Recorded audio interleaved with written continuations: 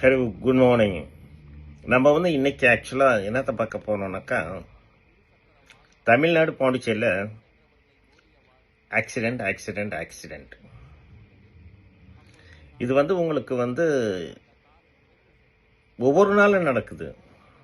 ஏதோ ஒரு நாள் நம்ம 3 வேளை சாப்பிட்ற மாதிரி சொல்லப்போனால் ஒரு ஆக்சிடென்ட் மட்டும் நடக்கல.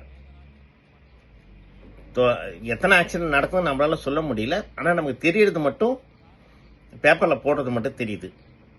என்ன இதற்கு முக்கியமான காரணம்னா, டிராஃபிக் ரூல்ஸை யாரும் மதிக்கிறது இல்லை. பப்ளிக் அவேர்னஸ் இல்லைன்னா யார் சொல்லணும்?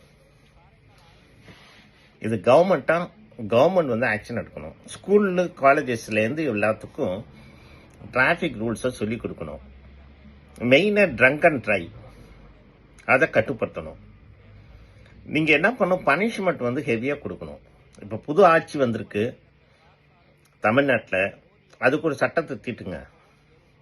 ஈவன் சென்ட்ரல் மினிஸ்டரை இன்னும் பெரிய பிக் ஷாட்டு இந்த பாபி சௌத்ரி தொட்டு இதுக்கு போனார் ஜெய்ப்பூர் உதய்பூர் பக்கம் ஒரு ஊரில். நார்த் இந்தியா அதை விட மோசம், சொல்கிறதுக்கு இல்லை. இருந்தாலும் சொல்கிறேன், ஏன்னா எல்லாமே ஆக்சிடென்ட் இறந்து போகிறாங்கல்ல. ஒரு உயிருக்கு ஏன் இந்த அளவுக்கு இந்த மாதிரி தானே சாப்பிட்றதுக்கும் வாலண்டியரே போய் நம்மளே சாப்பிட்ற மாதிரி தானே ஆகுது. வாலண்டியர் நம்ம சாப்பிட்றது இல்லை, கொலை பண்ணுற மாதிரி. ஸோ இதுக்கு கவர்மெண்ட் ஆக்ஷன் எடுக்கணும். இப்போ பாருங்க, காரைக்கால் நடந்த விஷயத்த பார்ப்பீங்க. நீங்கள் 10 பேர் மேலே வண்டி இடிச்சு 2 பேர் வேலூர் அசால்ட்டா இதுக்கு இந்த தப்பு நான் தான் செஞ்சேன், கோச்சுக்கு மன்னிச்சுக்கங்கன்றான். அவங்க 2 பேரையும் ஒரு ஆள் இறந்துட்டாரு, பாவம் இன்னோசன்ட் ஒருத்தர் இறந்துட்டாரு. அவருக்கு ஃபேமிலி இருக்கா என்னன்னு தெரியல.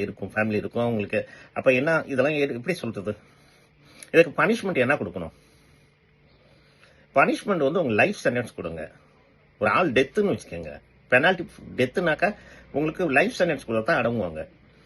அது இல்லாமல் லைசன்ஸ் ஃபுல்லாக கேன்சல் பண்ணும். ஏதாச்சும் உனக்கு 2-3 வாட்டி இடிச்சாங்களா, ஏதாச்சும் ஒரு ஆக்சிடென்ட், சின்ன மைனர் ஆக்சிடென்ட்னாலும் லைசன்ஸ் கேன்சல் பண்ணுங்க.